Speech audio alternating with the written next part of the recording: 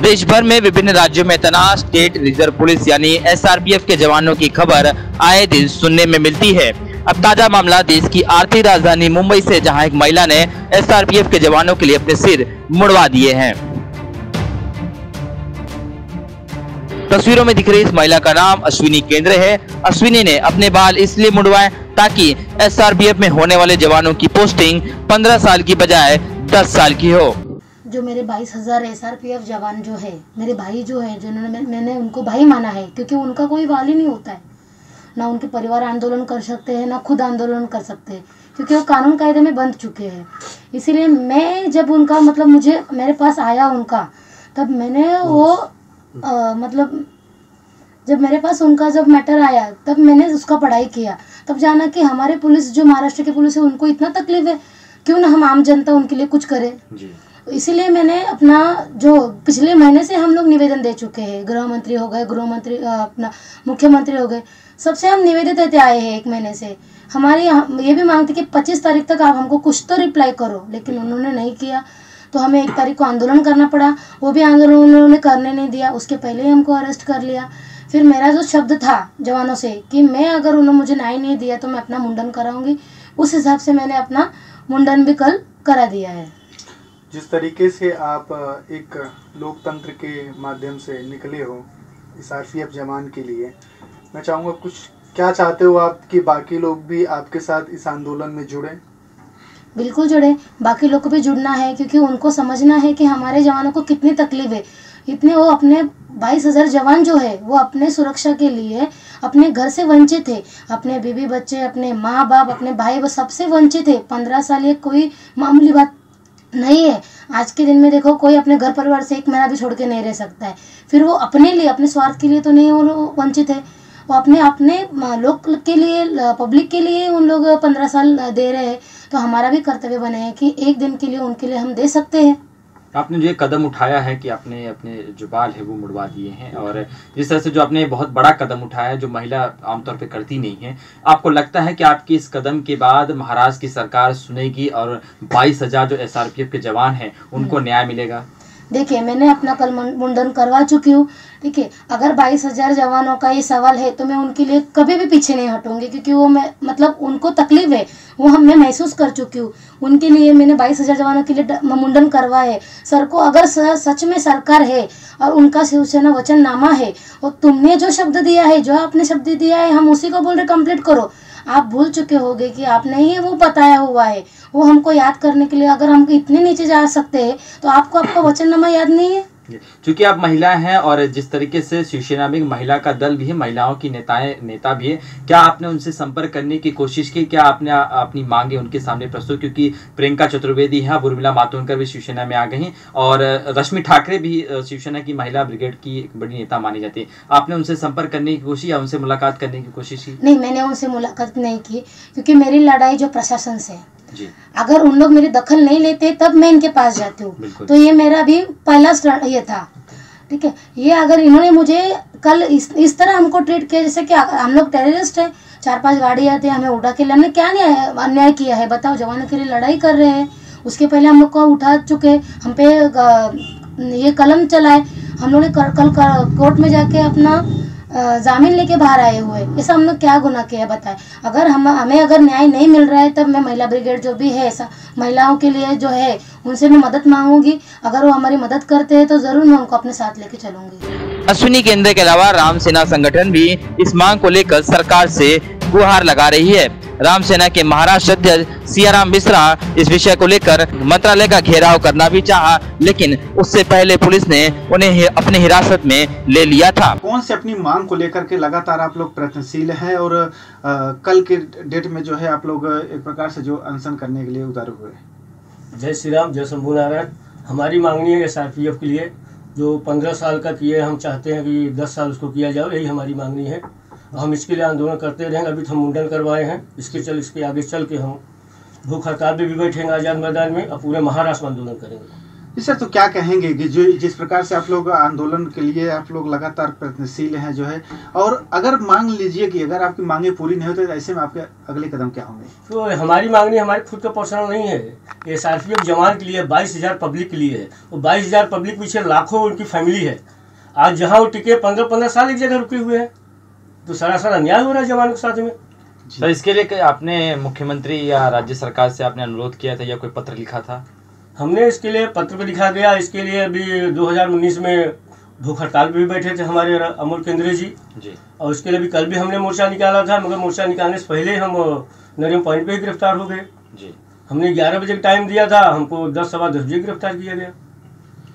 तो क्या कहना चाहेंगे, क्या जो महाराष्ट्र के मुख्यमंत्री हैं और भारत देश के प्रधानमंत्री हैं, गृह मंत्री, उनको क्या कहना चाहेंगे? हम तो माननीय उद्धव ठाकरे साहब से और गृह मंत्री से भी और भारत के प्रधानमंत्री नरेंद्र मोदी जी से भी आह्वान करते हैं, विनम्र निवेदन करते हैं कि इनकी हमारी मांग पूरी करना चाहिए। अगर मांग पूरी नहीं हुई तब आपकी तरफ से अगला कदम क्या होगा? हमारी मांग अगर नहीं पूरी हुई तो आगे चलकर हम बहुत बड़ा आंदोलन करेंगे, पूरे महाराष्ट्र में करेंगे। हम किस प्रकार का आंदोलन आप लोगों? आंदोलन हो तो आने वाला समय बताएगा, शांतिप्रिय ही रहेगा। अगर हमारे प्यार से चाहते हैं कि हमारे प्यार से उनको मिल जाए तो ही अच्छा है। कोई पॉलिटिकल पार्टी को समावेश करेंगे इसमें? नहीं, कोई पॉलिटिकल पार्टी से हमसे कोई मतलब ही नहीं, ना हम कोई राजनीति से कोई मतलब है, ना किसी पॉलिटिक्स पार्टी का मैं कर रहा हूँ। मैं मुझे तो SRPF जवान के लिए चाहिए, उनके हक के लिए लड़ाई करना है।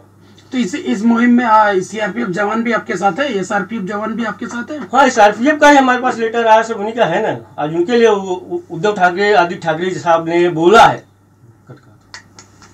सर, क्या कहेंगे, जो 22,000 जवानों के लिए आप हक की लड़ाई लड़ रहे हैं, तो जो हक की लड़ाई है वो कितने दिनों तक चलने वाली है, और उनके परिवार को हो रहे असुविधा के लिए क्या कदम रहेगा आप लोगों का? देखो, जब तक नहीं मिलेगा न्याय 22,000 SRPF के जवानों के लिए, तब तक हमारी लड़ाई जारी रहेगी। जी, तो इस लड़ाई के अभियान जो आपने अभी मोर्चा प्रकार से खोल रखा है आप लोगों ने, तो इसमें जो है लोगों से क्या गुजारिश करना चाहेंगे, लोगों से क्या राय प्रतिक्रिया लेना चाहेंगे लोगों से? देखो, लोगों से ना, मुझे तो गृह मंत्री के यहाँ के माननीय CM आदित्य उद्धव ठाकरे साहब से, माननीय नरेंद्र मोदी प्रधानमंत्री से हमारा आह्वान है कि हमारी मांगनी पूरी किया जाए। महाराष्ट्र की जनता को और मुंबई की जनता को किस तरह से आप उनसे आग्रह करेंगे वो भी आपके इस प्रदर्शन में शामिल हो, क्योंकि ये SRPF जो उसकी हक की लड़ाई के लिए, उनके परिवार की हक की लड़ाई आप सड़क पर उतरने जा रहे हैं? महाराष्ट्र जनता का हम आह्वान करते हैं कि इसमें हमारा साथ दिया जाए और हमारे आंदोलन में सहभागी हो। इस संगठन के अलावा समाजसेवी अमोल केंद्रे ने भी 1 साल पहले इस विषय को लेकर मुंबई के आजाद मैदान में धरना दिया था, लेकिन सरकार पर इसका कोई असर नहीं पड़ा। राज्य राखीव पुलिस बल ये क्या है ना, ये पब्लिक तक पहुंचता ही नहीं है। मगर जब भी कोई आंदोलन होता है, जब भी कोई मोर्चा होता है, जब भी कोई दंगल होती है, जब भी कोई बॉम्ब स्फोट होता है, जब ये सब घटनाएं जब बड़ी तादाद में होती है, तब SRPF की जो राज्य राखीव पुलिस बल है वो वहाँ पे आता है। आज भी आप कहीं भी देखोगे, मंत्रालय के बाहर देखोगे, जो कलेक्टर साहब का ऑफिस देखोगे, ऐसी बहुत सारी जगह है जो संवेदनशील जगह है, उनके यहाँ पे SRPF दाखिल होती है। उनका आज भी गाड़ी रहती है। आज मंत्रालय के सामने देखोगे ये गाड़ी हमेशा रहती है वहाँ पे। बिल्कुल बिल्कुल। कभी टॉवल सूखा हुआ दिखाएंगे वहाँ पे, तो कभी चड्डी दिखाएंगे। बिल्कुल इसी उनकी कंडीशन है। आज इनके ऊपर इतनी बड़ी मुसीबत है, समझो। आज वो मेरे तक किसी ने पहुंचाई है कि मुझे हेल्प मांगी, मेरी वाइफ से हमसे जब हेल्प मांगी तो हमने इसकी जानकारी ली, तब हमें मालूम पड़ता है कि SRPF जवान जो है उनकी जो अंतर्गत जिला बदली है वो 15 साल बाद होती है। जी, मतलब समझिए, हमारे जो भगवान श्री राम जी थे, उनको 14 साल का वनवास तो वो तो हमें मालूम है, मगर हमारे पुलिस जवानों का ये 15 साल का वनवास किस BCP को क्यों दे रहे? क्या ये सही है? जी, ये देखा जाए तो ये पूरा गलत है। मैं किसी राजनीतिक पार्टी को दोषी नहीं देना चाहूँगा, मगर ये जो है एक बंद कीजिए। अगर वो चाहते हैं कि 5 साल कम करना है तो 5 साल कम करके उनका जो पहले 10 साल था, जब वो बढ़ा के 15 साल किया गया, तब उस टाइम ने जवानों ने केस दाखिल किया था कोर्ट में। उस टाइम भी केस जीत चुके थे जवान। तो उसके बाद जब 10 साल हुआ, कोर्ट ने न्यायालय आदेश दिया था, तो उसके बाद फिर वापस 15 साल कर दिया। आज उसी मांग को लेके मैं बोल रहा हूँ कि आज 10 साल कीजिए, और ये मेरी मांग नहीं है। मैंने 8 मार्च 2019 को अनशन किया था आजाद मैदान में, और भी मेरी मांगे थी। 2013 के PSI के परीक्षा थे, उनको उन्नति देने के लिए थी, पुलिस वालों को घर मिले, उनके 8 तक ड्यूटी हो, बहुत सारी मांगों के मैंने ये किया था। आज भी हम लोग जो है फिर वापस उन्हीं मांगों को लेके, जो सेवानिवृत्त पुलिस अधिकारी कर्मचारी उनसे 7वां वेतन आयोग है, ये सब मांगों के लेके आज भी हम आंदोलन करने के कल चालू किया था आंदोलन। पर आंदोलन होने से पहले ही गवर्नमेंट ने इतना प्रेशर बनाया कि हमारे जो श्रीराम सेना के महाराष्ट्र के अध्यक्ष है श्रीराम भाई, इनको इनके सहकारियों से 4 जन को नरीमन पॉइंट से अरेस्ट कर दिया। मुझे, मेरी वाइफ को और मेरे 2 साथियों को हमको चर्चगेट स्टेशन से अरेस्ट कर दिया। इतना दबाव किस चीज़ का था इनके ऊपर? सही देखा जाए तो कल का दिन हमने कल ही तो एक ही दिन में नहीं आए थे ना, हमने थाना के जिलाधिकारी साहब से निवेदन इनको भेजा था, मेल भेजा था मुख्यमंत्री साहब से, उप मुख्यमंत्री साहब से, और कोई सुनवाई नहीं की। आज जवानों का कोई है क्या नहीं, ये प्रश्न चिन्ह बहुत निर्माण हो रहा है। आज उर्मिला माथुर जी से मैं उन्हें कुछ नहीं बोलना चाहूँगा, वो अपनी जगह पर ठीक है, सब अपनी जगह ठीक है, हम लोग गलत नहीं, ये मैं आपसे बताना चाह रहा हूँ कि उर्मिला माथुर जी जो है उन्होंने कल शिवसेना में पक्ष प्रवेश किया। बिल्कुल।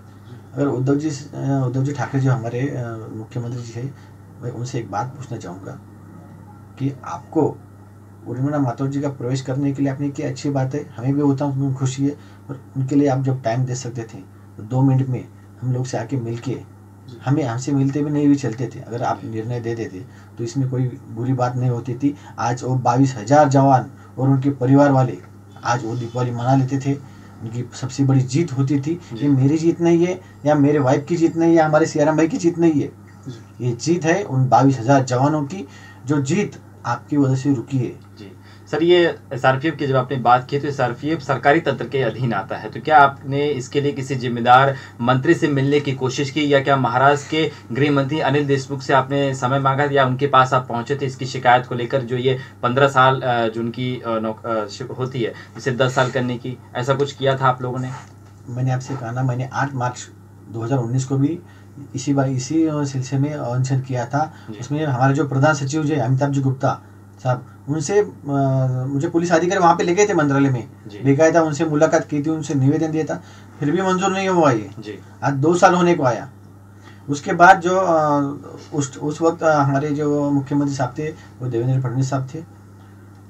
मेरे अनशन के बाद में हमारे जो युवा सेना के अध्यक्ष थे, युवा सम्राट आदित्य ठाकरे साहब, उन्होंने भी बेकायदा एक लेटर दिया था और उनसे मांग की थी कि ये 10 साल के बदलिए का नियम है वो चालू कर दीजिए और 10 साल जवानों का।